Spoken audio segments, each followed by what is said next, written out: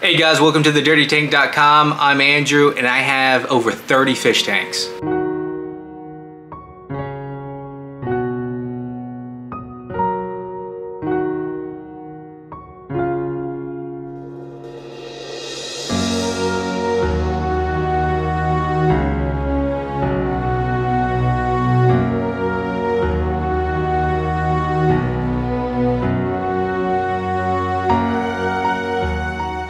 Michael of Fresh Flow Aquatics sent me a few questions to answer while I'm doing this tour, and I'm very excited to show you some of the fish tanks I have. So let's go ahead and get onto it. So first we have the 75-gallon fish tank. This is a semi-aggressive community tank. We got tiger barbs, green barbs, we got the electric blue cara, we got an angelfish. We do have some yellow convicts in here. We have a ton of things going on in here, but I love it. So much life, so much activity, and it's just fun to watch, and it looks great. This piece of driftwood here, it cost a pretty penny for sure, but it's a 3-foot long piece of driftwood, and it's a great statement piece in my opinion. Over here, right to the right of the 75-gallon, we have what I call the jungle wall, and we just have all kinds of stuff. In here is a IKEA vase, actually, and there's only a few cherry shrimp in there, and that's it. This grass-like plant, that's microsword, great low-tech plant. And then to the right, we have a shallow 3-gallon. We only have a couple shrimp. We have one baby fish that I'm growing out in here. It's a little swordtail,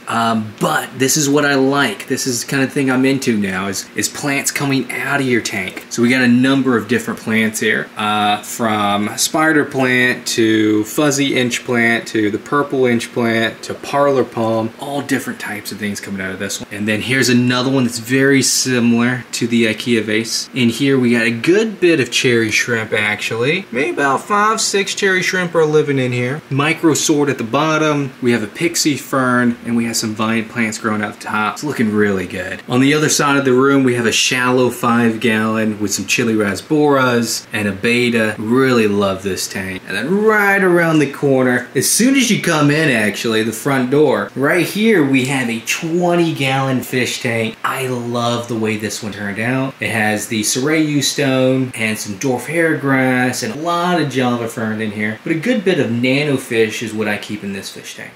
So I started fish keeping about 4 years ago. It all started with my daughter though. She won a goldfish at the state fair, and that kind of sparked this obsession that we have today. From that one 5-gallon tank that we bought for him to all the 20-30 tanks that we have in the house and in the garage, all started from that moment. And unfortunately the goldfish didn't survive. It may have lasted 2 days because we didn't know what we were doing at the time, but we have grown a ton since then. I've gone through several different phases throughout my fish keeping journey in these 4 years. It started out probably just like you guys when you started. It started with no plants at all, no real plants, all fake decor. I had the pineapple house, I had the colored gravel, I had all of that. I didn't know what I was doing.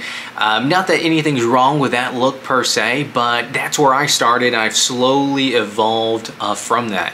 After that, I started doing aquascaping with real plants, and my aquascapes look terrible, right?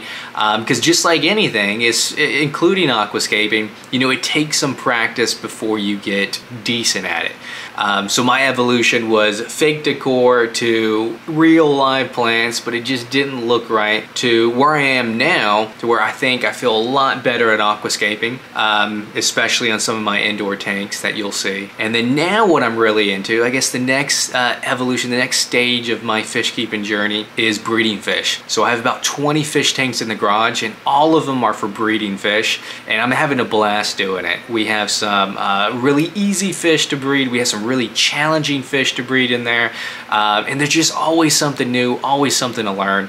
So that's my current stage of fish keeping. So aquascaping to me is really just like art. I mean, it's really, I always get the itch to do another aquascape, to tear down my tanks and like do a completely new scape every like 6 months to a year. And so all of these tanks, some of them I love and they just stay there and I'm not going to change it. But I get the itch to aquascape because it really is relaxing, right? You tear down your tank, you start from scratch, you put the substrate in, the hard hardscape, the plants, and you try to make something that's not only beautiful, but that will grow and evolve into an ecosystem that keeps your fish entertained, keeps your fish healthy, and that looks great and is very comfortable for your fish as well. So aquascaping for me is just a really relaxing form of art and just being creative. So I currently have a number of different breeding projects going on in the garage, but I would say the most difficult fish that I'm breeding right now are German black rams. Now my German black rams are absolutely gorgeous. They only get about 2 to 2.5 inches. They are a dwarf cichlid.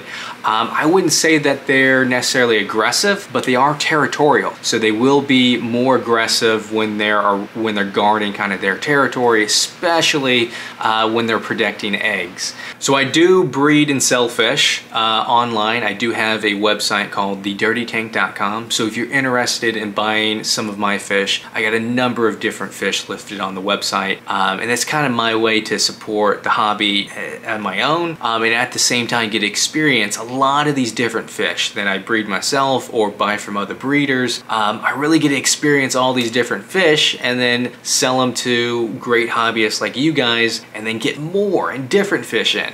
So I really enjoy that aspect, and if you're interested in anything that I have here, you can feel free to visit the website. So my favorite aquascape has to be my shallow 5-gallon aquarium, and it's just a beautiful looking tank. It is a rimless, low iron, ultra clear tank, and the tank on its own is just really good looking. And I personally really like the shallow tanks. They just have a really good look to them, and it's easy for things to grow out of a shallow tank. And I'm really into the look of aquariums that have things coming out of it, right? Whether you have pothos or different types of ferns or whatever it may be growing out of your fish tank, I think that looks really great. All right guys, welcome to the garage. In here we have about 20 tanks. Let me give you a sneak peek. We have rack number 1 that has what, 4, 5, 6, 7, 8 tanks. We got a number of different fish and shrimp in here. You can see our guppies swarming right here. Look at all these guppies. We got tons more actually. And then we got an absolute ton of red willy shrimp. This is also my black worm culture. You can see these little worms in there. These are great food for fish. And then all these little tiny little microscopic things crawling. This is moina. So all of which I'm culturing for food to feed my fish. This says for the shrimp. These are red willy shrimp. Really great, really easy shrimp to breed and keep. And then I have 2 racks on the other side, but let me show you something really cool. In here I have my German black rams. I love these fish. They're absolutely gorgeous. Look at this guy. This is the male right here. Beautiful, beautiful looking fish. This is the female. And they're actually guarding a ton of eggs. Now down there on the sponge filter, yes, these are eggs that have already hatched and they're actually in the wiggler phase now. So you can see like a snail sack there with eggs. That's obviously not German black ram babies. But down here you can see little things wiggling. And those are maybe about 100, 200 baby German black rams.